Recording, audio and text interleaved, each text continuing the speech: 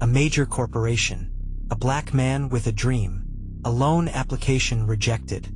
It's all part of a scandal that rocked the world and stunned everyone involved. But just when the CEO thought he'd closed the case, he learned something that would change everything. It's not just any loan denial. This wasn't about paperwork. It wasn't about bad credit. This was about something much more eerie, something that could cost lives.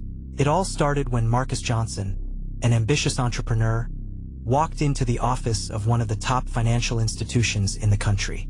He had a business plan that could change the industry, a startup that would elevate the economy and, more importantly, employ hundreds of people from his community. But when he sat down in front of CEO Jonathan Blackwell, it wasn't the kind of meeting he expected. Blackwell looked at Marcus, then glanced at his loan application. "I'm sorry," he said coldly. "This isn't going to work out." Marcus was stunned. He had everything: credit score, business history, everything was in line. The rejection didn't make sense. But it wasn't the first time something like this had happened to him. Marcus had dealt with discrimination before, but this time it hit harder. It was the CEO, the head of one of the largest financial institutions. He was telling Marcus he didn't have the qualifications. He was furious. But what could he do? Blackwell was untouchable, or so he thought. The loan rejection wasn't normal. It was sharp, direct. Blackwell didn't even look up from the papers. There were no questions about the business plan, no real consideration of the details. Marcus left that day with a sick feeling in his stomach. This wasn't just about money. This was about something much darker, something deeper, something he couldn't quite put his finger on. But as he walked out of the building, a strange thought crossed his mind. What if it wasn't just the loan? What if it was about him, his race, his identity? He had a sinking feeling that he knew the answer. That night, Marcus did some digging. He found that Blackwell's firm had approved loans for businesses with less promising prospects than his. Smaller businesses, less diverse backgrounds. There was something off about the entire operation. But the final red flag came when Marcus uncovered something buried deep in the company's archives. Blackwell had been accused of similar biases before, except this time, the accusations were much more serious. There was a pattern: wealthy applicants, white applicants, were getting their loans approved. Meanwhile, people of color? They were left in the dust. It was an ongoing issue, and Blackwell was at the center of it all. But Marcus wasn't just going to take this lying down. So he did what anyone in his position would do. He called in a favor. Through some connections, Marcus managed to get a meeting with someone powerful, someone who could dig deeper. They did, and they found something absolutely insane. Turns out, Jonathan Blackwell wasn't just the CEO of this financial institution. He had another, much darker affiliation, a secret organization known only to a few, the New Century Club. This was an exclusive group that had been known for maintaining tight control over businesses, politics, and major financial institutions. And what was even crazier, they had ties to the same kind of racial prejudice that Blackwell had demonstrated. The club was notorious for its discriminatory practices. People of color weren't just excluded, they were actively targeted. There was a much deeper game being played here. Blackwell wasn't just a racist CEO. He was part of a dangerous, well-connected network with far-reaching influence. The true shock came when Marcus learned the unthinkable. The person who had been at the center of the New Century Club? None other than his own father, who, as it turned out, had been working for the club in an undercover capacity years ago. And what had he discovered? The most horrifying truth of all. The entire organization had been using financial institutions as a cover for their illegal activities, laundering money, exploiting vulnerable communities, and silencing anyone who stood in their way. This was a crime syndicate, a conspiracy on a scale larger than Marcus could have imagined. Marcus, now fully understanding the depth of what he was dealing with, took action. He started collecting evidence, talking to insiders, learning the operations. And just when it seemed like he had enough to take down Blackwell and the New Century Club, Marcus received an anonymous message. It was from someone inside the club. Someone who said they had crucial information. But there was one condition. They wanted to meet in person. Marcus agreed to meet, but he was cautious. He knew the risks. But he had to find out everything that could bring down Blackwell and expose the truth. So he made the arrangements. The meeting was set. But when he arrived, something was wrong. The alley was dark. The person who had sent the message, they were nowhere to be found.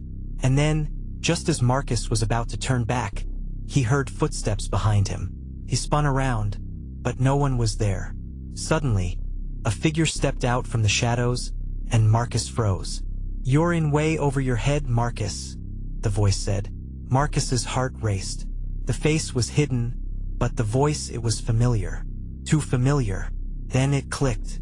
It was Jonathan Blackwell. And Marcus realized this wasn't just about a lone rejection. This was about survival. Would Marcus make it out of this alive? Or would Blackwell's connections bury him before he could ever expose the truth? You remember where we left off, right? Marcus Johnson, cornered in the alley, facing the last person he ever expected to see, Jonathan Blackwell. His heart was pounding in his chest, a mix of fear and fury. This wasn't just a businessman. This wasn't just a CEO. This was the architect of a deeply rooted system of corruption, and Marcus had walked right into his trap. Blackwell stepped out of the shadows, his face partially obscured by the low light. His calm, measured voice sent a chill down Marcus's spine. "You think you can take down a man like me?" Blackwell asked, a cold smirk playing at the corners of his mouth. "You have no idea what you're up against." Marcus took a deep breath, his mind racing. This was it. The moment everything had been leading to. He couldn't back down now. Not after everything he'd uncovered. "Your time's up, Blackwell," Marcus said, trying to muster some confidence. "I know what you're doing. I know about the New Century Club. I know you've been running illegal operations through your financial institution. It's over." Blackwell laughed, the sound echoing through the empty street. "Over? You have no idea how deep this runs. This isn't just about money or power. It's about something much bigger. You're just a pawn in a game that's been in motion for decades." Marcus's mind was spinning. "What are you talking about?" he demanded. "What is this really about?" For the first time, Blackwell's smile faltered. His eyes darkened. "You want the truth? The real truth? Fine. But be careful what you wish for, Marcus." And then he told him, "What if I told you that your father wasn't just an insider in the New Century Club?" Blackwell's words hung in the air. Marcus's stomach lurched. "What do you mean?" Marcus asked, his voice shaking. "Your father wasn't just involved. He was the reason the New Century Club exists. He was the architect, the mastermind who built it all. The one who laid the foundation for the corruption that runs so deep. He made sure it flourished." Marcus couldn't believe what he was hearing. His father, the same man who had worked in law enforcement for years, who had always talked about fighting corruption. The same man who had raised him with values of honesty and integrity? "No, you're lying. My father he was a good man," Marcus stammered. Blackwell's cold gaze locked onto his. "A good man? Do you even know who your father really was?" The so-called good cop was playing both sides. He was an agent, a mole, working with us for years. And when he realized the power he could amass, he became one of us. The words hit Marcus like a punch to the gut. He stumbled back, trying to process this new reality. "You're telling me my father was part of this? That he—" "Yes," Blackwell interrupted.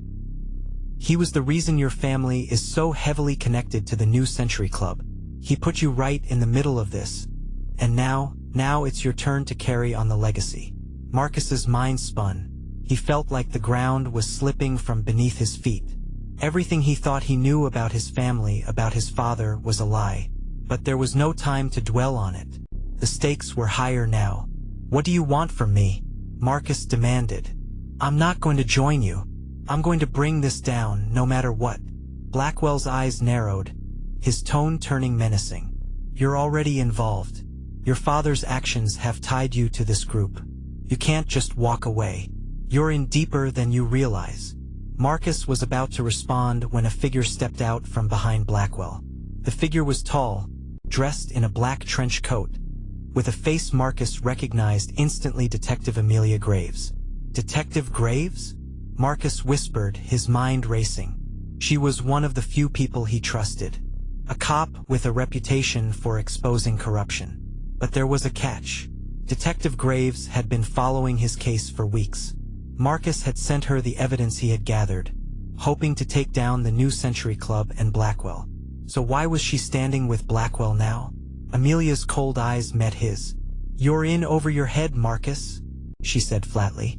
"No, you can't be part of this," Marcus said, stepping back, his heart pounding. Graves sighed, clearly irritated. "I'm sorry, Marcus. I really am. But this isn't something you can win. I've been working with Blackwell for months. We've been trying to shut down the New Century Club from the inside. But we need you. We need your help to finish what your father started." The betrayal hit harder than anything else. Marcus's trust in her shattered in an instant. Detective Graves wasn't working for justice, she was part of the same system that had destroyed his life. "I was just like you once," she continued, her voice softer now, almost apologetic. "I wanted to bring them down. I thought I could change things. But then I realized the only way to survive is to become part of the system. To take control." Marcus's thoughts were racing. He couldn't believe it. His own father, his trusted detective, all had been lying to him. All these years of working to fight corruption, only to discover he'd been in the center of it all along. It was too much. He had to get out. But just as Marcus turned to leave, the sound of sirens filled the air. Blackwell's expression shifted to one of cold calculation. "You think you can just walk away, Marcus? It's too late for that. You're already caught in this web." Amelia grabbed Marcus's arm, her grip tight. "You can't escape now. It's over." But Marcus wasn't about to give up. With one swift movement, he broke free from her grasp and sprinted toward the street. He had to get out. He had to find a way to expose everything. The truth about his father. The truth about the New Century Club. And most importantly, the truth about Blackwell. As Marcus rounded the corner, he heard footsteps behind him, fast and determined. Blackwell was closing in. But then, just as Marcus thought he'd been cornered, he spotted something in the distance, an alleyway. A way out. He ducked into the shadows, taking deep, ragged breaths. He wasn't safe yet, but it wasn't over. As he crouched in the shadows, trying to catch his breath, his phone buzzed in his pocket. He pulled it out, his fingers trembling. It was a message from an unknown number. "Meet me at the old warehouse on 5th and Main. I know who your father really worked for, and I can prove it. You won't believe who's behind it all."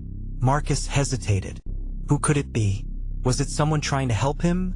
Or was it another trap? But one thing was certain. This was the break he needed. The message came with one final line. "But be careful. They're watching you." He couldn't risk not meeting them. It was time to face the final truth no matter the cost.